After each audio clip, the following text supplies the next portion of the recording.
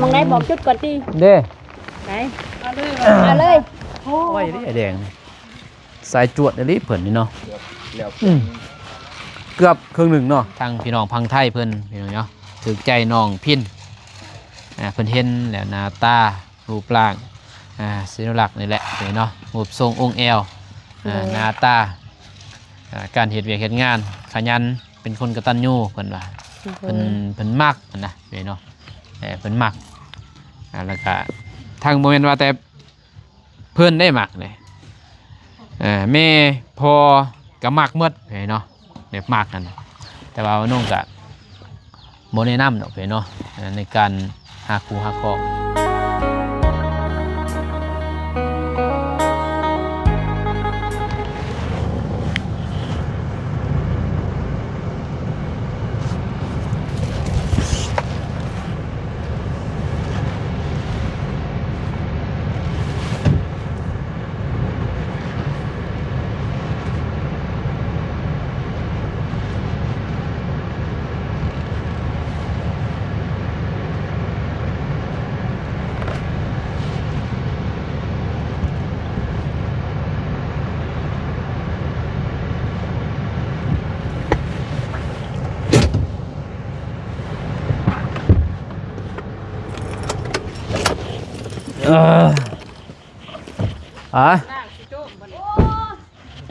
ซองสอบฮะจมบ่สอบพี่ดอกเอ้ยสบายดีเด้อกราบทักทายสบายดีสวัสดีพ่อแม่พี่น้องมืดสุขูสุขคนพี่เนาะกันยินดีต้อนรับเข้าสู่สองบ่น้องมาเมาสบายดีเด้อสบายดีเด้อโดยเอาปดเกือบปดยังวะมันจะพาพนักโอ้ยเปื่อนเก่าเนาะป้าบักซิบอันนี้แต่ว่ามันเป็นยอดคือรถกระพุ้ตัวบันเมื่อนกระพุ้ไปได้บ่ลองไปใส่มองได้บอกจุดก่อนดิเด้ไหนเอาเลยโอ้บ่แม่วะเอาออกก่อนจัดนะเร็วๆเอาออกอีละหันแม่นั่นออกมัดประท่ายหันนี่ยังไงนี่เอามาออกเงินเลยปะ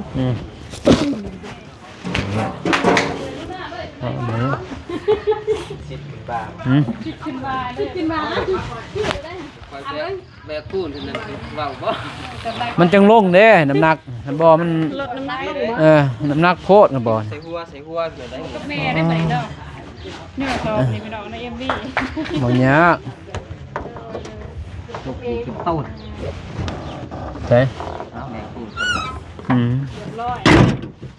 ต้น30 ต้น7 คนสบายดีน้องพินเป็นจะได้บันนี่โอ้เรียบร้อยบุนั่นบ่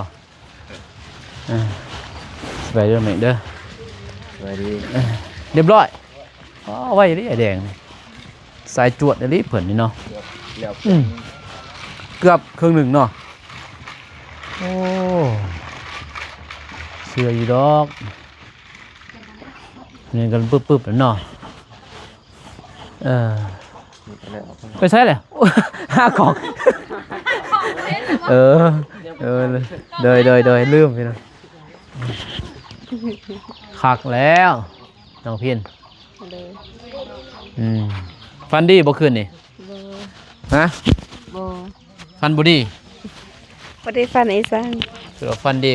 บอกเลขแน่พอได้ใส่นีนี่นะติดนีคารถไปเนาะรันมืด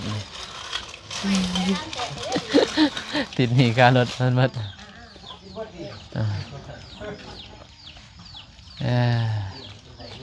มีแต่ไอ้แดงเฮ็ดเรียบร้อยแล้วบ้านนี้เด้อ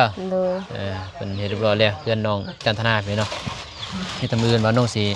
พาน้องจันทนาเพิ่นไปซื้อตู้เย็นเนาะแล้วก็ตู้ซักผ้าแล้วก็ตู้บนไว้เครื่องอย่างนี้จะมาไว้เนาะรถบ่ได้เนาะได้แต่2 อันนั้น2 อันจะได้จะบ่ได้บ่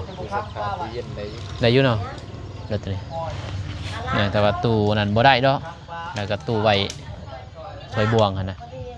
เจ้าเพิ่นสิมักหมดได้ก็แล้วแต่เพิ่นสิเลือกมื้ออื่นมาเอาแต่เช้าก็ไปพุ่นเนาะเอาเพิ่นแต่เช้าเดี๋ยวไปเลือก เวลานี่บ่ บ่มีดอก มีแต่ ตู้นั่นสิบ่มีตุนรามีบ่มีบ่ตู้ใส่เครื่องอะ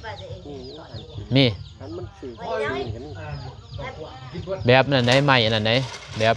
ย่างไหนพลาสติกไหน เป็นรอ เออ อันนี้แบบอย่างแบบใหม่ แต่ตู้เย็นตู้แช่นี่มีบ่นะตู้เย็นกับตู้ซักผ้าเวลาบ่มีคือเก่านะแล้วมีแต่ผ้าเพิ่นไปพุ่นนั่นเนาะเออมีโอ้บ่น้องสิตามอยู่บ่เป็นไงเนาะเออทำดีหรือว่าทำบ่ดีเป็นไงเนาะ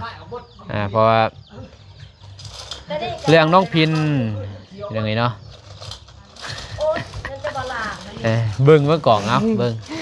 เพราะว่าแม่เพิ่นกับพ่อเพิ่นก็สิเบิ่งแล้วก็เพิ่นเองก็สิเบิ่งเนาะเบิ่งกล่องเบิ่งเพิ่นบ่น้องบ่แม่น2-5คู่เพิ่นเนาะจักสิเว้าแต่เบาเตียงก็หลายเด้ เรื่องนี้เนาะมันหลายแต่มันบ่แม่น2-5คู่เพิ่นเนาะบ่นุ่งแต่ว่าเพิ่นก็เป็น FC แหละ FC บ่นุ่งเนาะเพิ่นติดตามบ่นุ่งตลอดนะเพิ่นก็เบิ่งทุกๆคลิปเนาะเบิ่งหมดทีมงานนั่นแหละเพิ่นก็แชทหาบ่เตียงคือกันเพิ่นว่าแต่ว่าเตียงเพิ่นบ่ได้ตอบเนาะเพิ่นค่าเวียกนี่บ่เตียงเรื่องนี้แหละ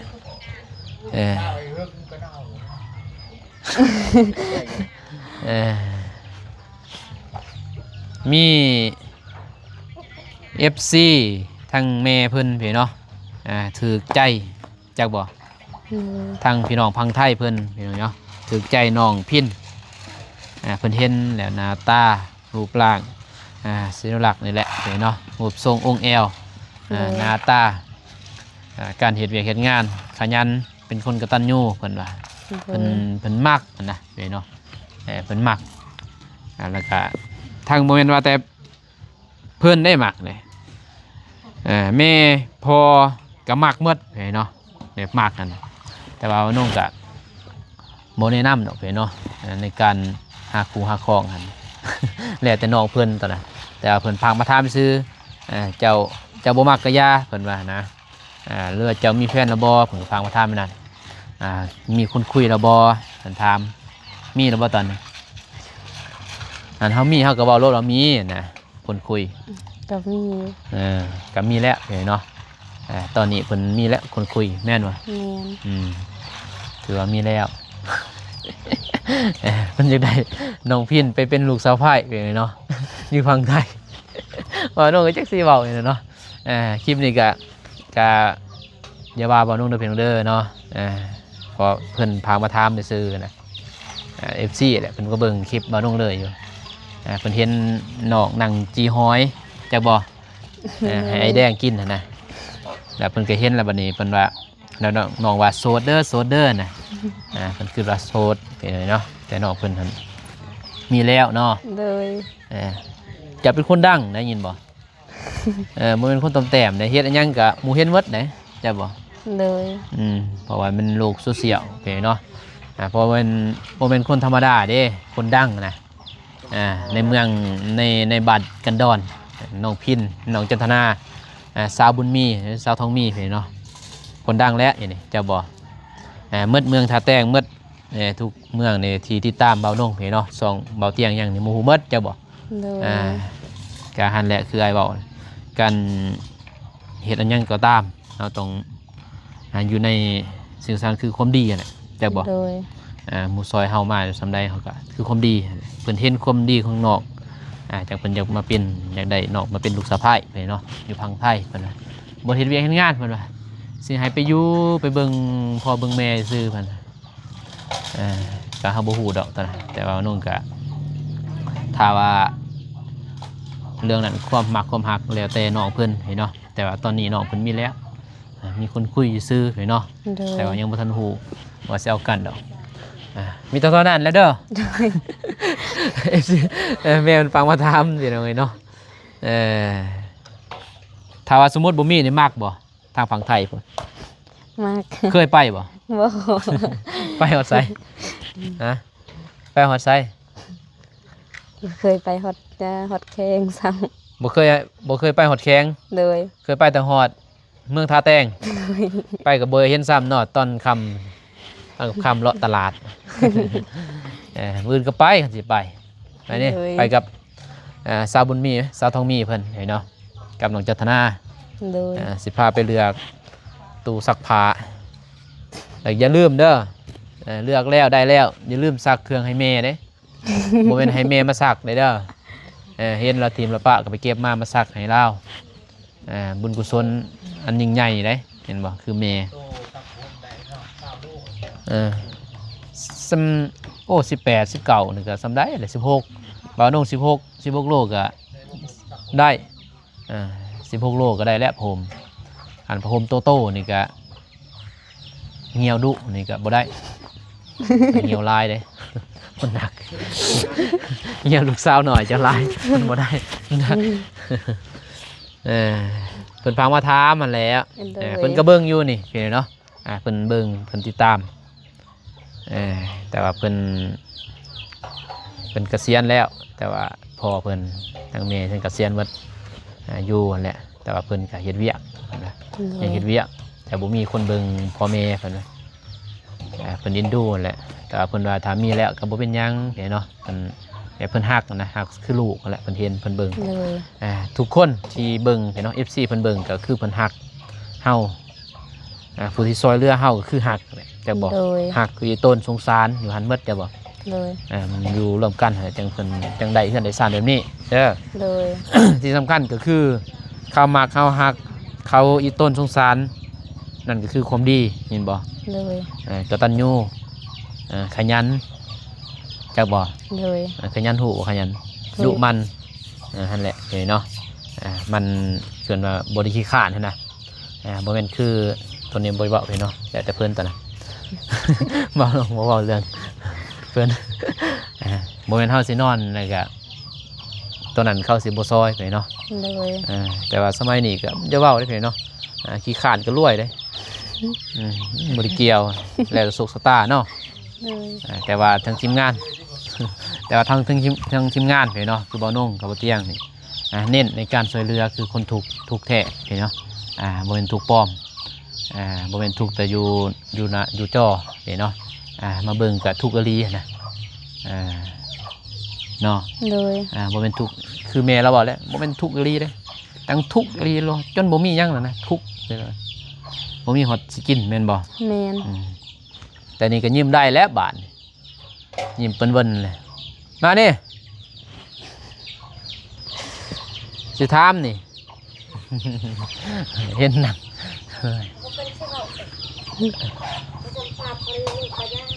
บ่เป็นสิเว้าก็มานั่งเบิ่งนี่มานั่งนี่เด้ดีกว่าพังเนาะสิเว้าหยังสบายดี FC เพิ่นแน่งามเด้แต่นบยังงามนี่สบายดีเหมือนอ่อนจะได้เห็นดีใจบ่นี่มุ่งอะไรบ้านดีใจมืออื่นนี่ก็เรียนแล้วบ่จักไอ้แดงเห็ดทรายจวดมืออื่นยันแล้วทีนึงเนาะเป็นมุ่งมือฮื้อมือตึงก็ยันประมาณทิศหนึ่งแม่นบ่อยสินี่ทิศหนึ่งแล้วสิได้อยู่สิได้นอนแล้วบัดนี้เด้อโดยสิได้เฮือนแล้วบัดนี้ในชีวิตเฮาครั้งหนึ่งความฝันทุกๆไปเนาะทุกคนแหละใครก็ยังมีเฮือนเป็นหลักเป็นแรงเนาะมีบนอยู่บนนอนเกินว่าบ่พระบ่หัวนอนบ่เกินว่านอนอุ่นก็ยุดสุดอยู่หันแหละเนาะยึดเข่ากะยังหาได้เลยแต่ว่าพลโตพลลิ้นนี่ยากเนาะบ่จักสิหาเข่าบ่จักสิเฮ็ดเฮือนบ่มีแหละเนาะบ่แม่นดูถูกน้องเพิ่นเพราะน้องเพิ่นให้บ่มีผู้ชายก็บ่แม่นว่าดูถูกเนาะคือเว้านุ่งนั่นแหละ การเฮาบ่ดิ้นรนนี่เราก็บ่ได้เด้อครับผู้ชายบ่ดิ้นรนอันผู้หญิงเขาดิ้นรนก็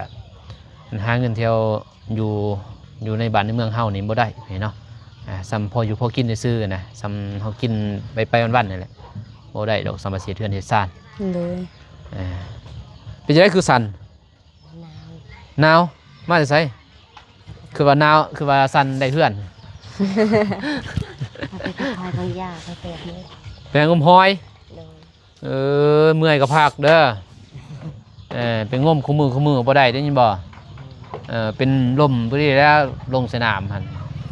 จักบ่ลูกเต่าเพิ่นก็หาให้กินอยู่พุ่นหมู่เขาแหละไปเร็วไล่อีเสร็จบาดนี้ เอาไม้เก่านี่ตอกยินบ่ตอกนี่ก็มันบ่เข้าแล้วพอมันเป็นทรายน่ะมันแนมบ่เห็นเด้มันคือมืดๆแล้วไปเลยแม่นบ่ได้แล้วมาอาจสิกลับก่อนได้บัดนี้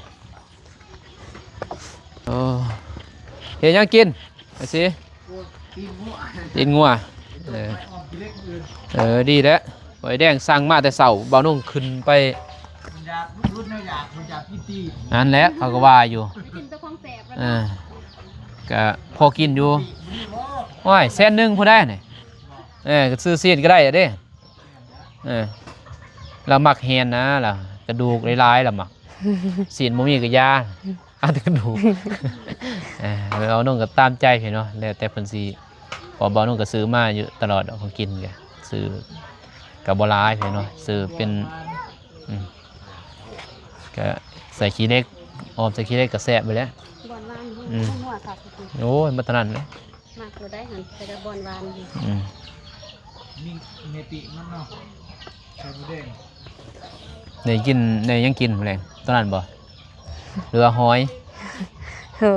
ออมหอยบ่ มันมียา ออมหอย ต้ม หุ่งอยู่บ่หุ่งอยู่หอยกับบ่ต้ม คือดินยังเด้มันนี่เก็บ บ่ได้ ฮะขี้ดินยัง บ่ได้ อ๋อยังขี้ดินหรือขี้ดินยังต้องแช่ไว้จักคืนนึง เลย 2 คืนแช่มันคายมืดเนาะเป็นยังไงเนาะเป็นเท่านั้นแหละเราสิไปน้ำมื้ออื่นก็ไปบ่เมาบ่รถนะ อาจจะไปใช้ เจ้าสิได้ใส่ตู้ซักผ้าเด้ไปซื้อตู้ซักผ้าให้น้องจันทนาก็ใส่น้ำกันตู้เย็นก็มีแล้วก็เอามีศีลมีไข่ไปไว้อยู่หันเนาะซ้ำครอบครัวเดียวกันเลยเนาะแต่ว่ามันคืนเฮือนกันบ่ได้นะพอเฮาได้ลงแล้วก็ตามฮีตเขานะพี่เนาะเฮาก็บ่ลบหลู่บ่ได้ว่าหยังนะกันด้วยแท้ก็คันว่าเฮาสินั่นก็เว้าบ่ได้พี่เนาะฮีตของแล้วแต่ตามความเชื่อถือก็ไปคันไปได้เด้อเลยคันไปบ่ได้ก็บ่ไปได้อเว้ยเมามันพอดีเลยหักเลยมีรถลาย เอาในก้อยอันดุแม่นาคอันดุมันเมาคือตอนนั้นเลยไปส่งลูกเป็นกับเพิ่นจะขาดจะปวดไผอันนั้นอันดีจันทนาทองมีบ่เมาบ่เพิ่นเมารถบ่เจ็บบ่เลยบ่กลางคืนจะสิเมาเด้กลางคืนขี่กลางคืนเมาโอ้แม่นแล้วบ่ได้กินข้าวแม่นเลยแต่ไปมื้อนั้นเบาเตียงเนาะไปกับเบาเตียงสิเมาหยังเลาะมันถีบเนาะเลยก็บ่เมาแต่ว่าเฮาไปแต่เช้าเป็นหยังเพิ่นเนาะถ้าว่ากลางคืนนี่เฮาบ่เคยขี่มันสิเมาเพราะเฮาแนมบ่เห็นเด้บ่เห็นอีหยังมันสิเมาถ้ากลางเว้นเฮาแนมเลยเด้ก็สิบ่เมาปานใดไปกลางคืนก็ยากกลางเว้นนี่แหละไปแต่เช้าไปแล้วก็ซื้อแล้วก็มาเพิ่นเนาะเพราะว่ามื้ออื่นมื้อฮื้อก็สิขึ้นเมื่อพุ่นอีกเมื่อบ้านน้องเมฆเพิ่นเฮ็ดนะเมื่อไหวนั่นแล้วก็สิเทนั่นเทนี่เพิ่นเนาะเพื่อนนั่นแหละเลยถ้าบ่มีแฟนนี่ไปเนาะอยู่ไทย ยังบ่แล้วอยู่เลยบ่ผู้มักผู้สาวจ้ะบ่ผู้บ่าวมักลูกสาวจ้ะผู้บ่าวไทยเพิ่นใดแต้มคักแล้วเด้ เบาไทยใจเกินร้อยนะเพิ่นอยากมาหาเลยเด้แต่ว่าบ่น้องว่าบ่ได้ดอกเนาะสิมาสิหยังเฮาก็พอเพิ่นเคยมาแล้วเพิ่นว่า เอาไปยังชื่อ นะ ชื่อเพิ่นได้ยัง บ่ฮู้เพิ่นบ่ได้บอกเพิ่นว่ามีแต่ว่ามักทั้งแม่ทั้งพ่อทั้งลูกมักหมด โอ้โห แบบมักหมดนะครับแต่ว่าน้องเพิ่นมีคนคุยแล้วก็ให้น้องเพิ่นตัดสินใจเนาะแล้วเพิ่นก็บ่ได้บังคับนะ โดย บ่ได้ว่ามักหรือว่าบังคับหยังดอกเพราะมันบ่แม่นการบังคับเด้มักฮักแล้วแต่ผู้เอาแล้วแต่ผู้สิอยู่นำนั่นแหละเนาะ ยิงตาม แต่ว่ามันบ่แม่นคือบ่าวน้องเว้ามันเป็น2-5คู่นะบ่าวน้องเนาะเป็นสะพานบุญมันเป็นสะพานหักเนาะถ้าว่าสะพานหักกับพุ่นเด้อไปทางพุ่น เมื่อบอกปากกลางเนาะ จักแหละจักส่องได้เนาะไปหาทางนั้นแต่ทางบ่าวน้องบ่ไปเนาะบ่แนะนำถ้ามีก็บ่าวน้องบ่แนะนำก็บ่ให้กันเนาะถามมาเยี่ยมมายามเกินหักกันแบบพี่น้องได้อยู่ โดย ถ้าว่ามาแบบวังนั่นนี่คือการซอยเรือแหละเนาะถ้าวังว่าจะซอยแล้วจะได้เขาก็บ่นุ่งบ่เอาเลยเนาะวังประโยชน์ต่อคนบุคคลนั้นนะคันซอยด้วยคือบ่นุ่งซอยด้วยใจด้วยสิ่งด้วยธรรมนะเอาซอยด้วยอีต้นนั่นแหละพี่น้องนี่เนาะจังสั่นเลยเด้อทางอ้ายกลับก่อนมีแต่หาเฮ็ดอยู่เฮ็ดกินนั่นแหละเพราะว่ามันค่ำมืดเลยมีแต่มื้อจังเด้อน้องบุญมีน้องทองมีน้องบุญมีนะมัน ตั้งซื้อใหม่เด้ แต่งซื้อไม้เลยบ่ เด้อบุญมีเลยก็ได้ เอาบุญมีเลย บุญมี บ่เลย ลายบุญมีมีผู้ใต้ โอ้ยคนใต้กับบึดดอกซื้อคือลูกกับเฮงอึดทั้งคนใต้ กระเทามีแหละ เพิ่นย่านแต่ซื้อผู้ใต้มีทองมีบุญมี เอาลุงข่อยแกบุญมีคือกัน แต่บัดนั้น จักอายุวันเท่าไหร่จักปี อันมันสูงเลยเลยเพิ่น มันสู้กับใต้แล้วเว้าแม่เอ้ย มันตายก็จะมันตายแล้วครับพอ บ่ เป็นแม่ไปยักพังหั่น โอ้บ่อยากพังซื้อเท่านั้น แม่เลยต่อแม่ตังตอนนั้นเอะจบเอิญ แม่เองบ่ตังบ่ โดยพ่อเลย ป้าตังสิให้ป้าอยู่บ้านกาแฟอีแม่หันตัง ซื้อได้ ซื้ออีเว้ยอีไว้แต่ว่า โอ้อีไว้ให้คัก แม่บ่ได้เอ้ย อีพน อีวนโอ้นางสาววนนี่เด้ ตอนนี้ประทันได้เกิด วันเกิด บ่ โอ้ย เอ้ย น้องวนน้องวันน้อง ไว้น้องโอ้ลายเนาะ เอ้ยหัน ผู้นี้เนี่ยแต่งให้น้อง ไว้ ทองมี อันนั้นอีห่มกับปานั่นหั่น ปลา ทอง แต่ มี เขาเอาไปอยู่พุ่นอันพอดีปะเพิ่นว่าปะว่าต่อจะตั้งชื่ออันตัวเองตั้งให้กะแม่นอีลี่เพิ่นตั้งให้ดีพรทองมีอีห่มเพิ่นเลยตั้งบัดทางพอของแม่ตั้งเป็นป้าบอกอย่าตั้งว่ามันต่อลูกค่อยตั้งชื่อเพิ่นว่าค่อยเธอต่อชื่อตอนนั้นเพิ่นว่าประมาณลูกค่อยเพิ่นว่าลูกพี่พระเพิ่นเว้า เนื้อลูกพี่พระ จังว่าได้ค่อยก็บ่ฮู้คือกันเพิ่นเว้านั่นน่ะ ลีลักซับซ้อนค่ะ โอเคเอา มันว่าที่พ่อเด็กอันนั้นทองมีอีห่มโอนั้นห่มดีนั่นน่ะ ในหุมลี ซื้อเพิ่นห่มดี ห่มดีทองมี ห่มดี พร โอ้โฮมดี ห่มดี โฮมดีทองมีดีพร โดย โอ้ยเนาะมีแต่พรคัก แม่คงเลย ก็ พรประเสริฐเลิศล้ำเนาะทองมีดีได้เบ้า เฮ้ยพิน ภูมิเย็นเจนสุขบาน บัดคอยตั้งชื่อ นี่เสื้อน้องพิน โดย พิมพ์หรือพิน พิน พินต่อยเนาะ พินอะไรก็เป็นพิน พินบ่นี่ แม่น แต่ว่าแต่ ยาก ชาวลาวเพิ่นว่าน้อง มีแต่พินซะเนาะมันบ่มีสระอิดพิน เอาอยู่ห้องเรียนอยู่ในบ้านเขาก็เอิ้นพินเขาบ่ได้เอิ้นพิน มันบ่มีเด้ตัวอักษรตัวนั้น เลยมัน พิน บ่มี มันบ่มีต้องใส่มิตริทำไมซะ น้องพิน โอเคพี่น้องเอ้ยเนาะมีแต่สันเด้อ เด้อ มื้ออื่นจังมาเด้อ เด้อ จังมาแล้วก็ไปจังโมงจังว่ากันไปนำคำมือแล้ว เด้อ เอาพ่อแม่พี่น้องเอ้ยเนาะมีแต่ให้ทาง บ่มีหยังจักหน่อยมืดค่ำ มีทั้งให้น้องพินพาคุณมาขอบใจขอบพระคุณทางพระอาจารย์บุญทงแล้วก็พระอาจารย์ผู้ที่เพิ่นซอยเด้อสุดซอยแล้วก็ทางพอแบะทวน แม่เจินแม่ทิพย์เนาะแล้วก็ทั้งอายฮักอยู่ต่างประเทศและเพิ่นอยู่พังไทยแต่เพิ่นทำงานอยู่ญี่ปุ่นนั่นแหละครับขอบคุณใจเพิ่นที่ประซอยแหละโดย ขอบพระคุณอาจารย์ทั้งสองและขอบบุญขอบคุณผู้ใหญ่ใจบุญพ่อบุญทงและอาจารย์ไพฑูรย์และอาจารย์และแม่ทิพย์พ่อทวนแม่แบะและไอหัก พ่อแบะแม่ทวน พ่อแบะแม่ทวนและไอหักอยู่ฟังไทยและผู้ใหญ่ใจดีที่ซอยเรือลูกจนหอดมือนี้ก็ขอให้อยู่ดีมีแห้งไปไสมาไสก็ขอให้ปลอดภัยพัฒนาสิ่งใดก็ให้ได้สิ่งตามปรารถนาขอให้ร่ำให้รวย ความเจ็บอย่าสุดได้ความไข้อย่าสุมีและ FC ที่ให้กำลังใจให้น้องค่ะขอให้สุขภาพแข็งแรงและทีมงานเบิร์ดสุขูสุคนนำเด้อสาธุ โดยสาธุพี่น้องเนาะยังสั่นเด้อไปกลับก่อนไปเนาะคำมือแล้วโอเคพี่น้องคลิปนี้ไม่ต้องการสิจบคลิปนี้ก่อนเด้อพ่อแม่พี่น้องเด้อเนาะพบเพาะกันใหม่คลิปหน้าคลิปนี้ขอกล่าวคำว่าสบายดี สบายดี บ๊ายบาย